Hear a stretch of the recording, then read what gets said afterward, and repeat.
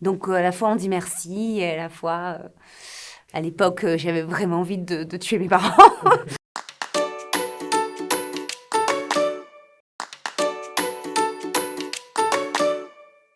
Manu, je m'appelle Emmanuel en vrai. C'était un petit diminutif sympathique et comme j'étais un garçon manqué, c'était pas mal parce que c'est unisexe, donc ça m'allait bien. À l'école, j'étais une petite fille assez rigoureuse, je faisais mes devoirs, etc. Jusqu'à un certain âge, c'était plutôt calme. Mon souvenir le plus lointain en ce qui concerne l'amitié, c'était une petite fille, alors là c'est vraiment, j'étais petite, hein. Elle s'appelait Marjorie Viltier. Je pense que ça, c'est de l'ordre du CE1, CE2. Mon amie pour toujours. Marjorie. Alors mon tout premier amoureux, ça c'était pareil, CE1, CE2. Alors lui s'appelait David et j'ai oublié son nom de famille là tout de suite. C'était, voilà, on se tenait par la main dans la cour, premiers amours quoi. J'avais un doudou chien. Alors à l'époque, c'était la mode. C'était un cocker en fait. Ils en vendaient beaucoup de ça. Et je l'ai gardé très longtemps. D'ailleurs, ça m'a même donné l'envie d'avoir un vrai cocker par la suite. Du coup, c'était comme un chien à adopter. Voilà, ouais. Et tu l'as encore là? Non, je l'ai perdu. Ah, Princesse Sarah. J'ai des très bons souvenirs avec ma grand-mère, toutes les deux sur une chaise devant la télé, en train de pleurer. Je crois qu'on a adoré ça, pleurer ensemble devant le sort de cette petite princesse abandonnée.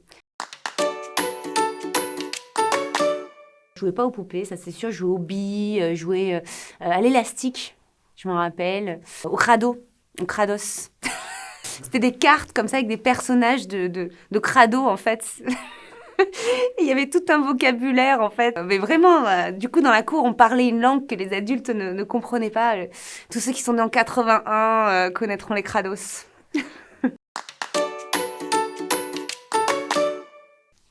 Oui, j'étais très très fan de Patrick Bruel.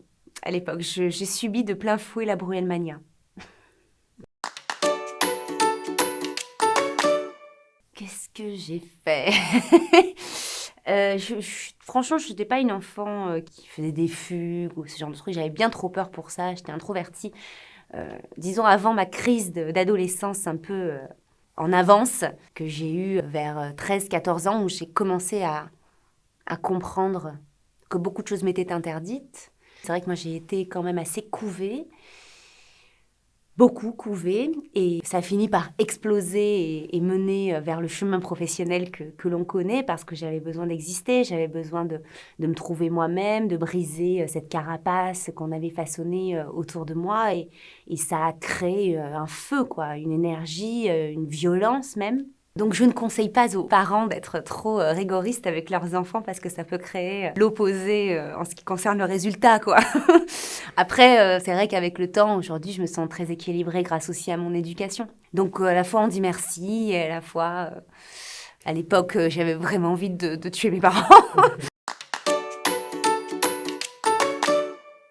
Ah, mon plus beau souvenir d'enfance, c'est quand même mes grands-parents, même si j'aime plus que tout mes parents, mais c'est vrai que les moments d'enfance avec les grands-parents restent uniques et on a l'impression d'être un être tellement unique que tout est pardonné. C'est merveilleux la relation qu'on peut avoir avec ses grands-parents. Je les vénère, mes grands-parents. Ils sont partis, mais je les aime et je pense à eux tout le temps. J'ai une fille de 5 ans. Je suis telle que je suis, avec le parcours que j'ai, le mental que j'ai, et donc je dois faire avec ça.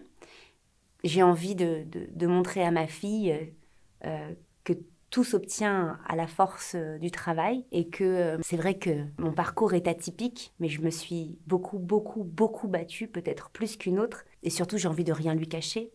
Elle me connaît. Parfois, il y a des calendriers qui traînent. C'est ma façon d'être et je suis très libérée.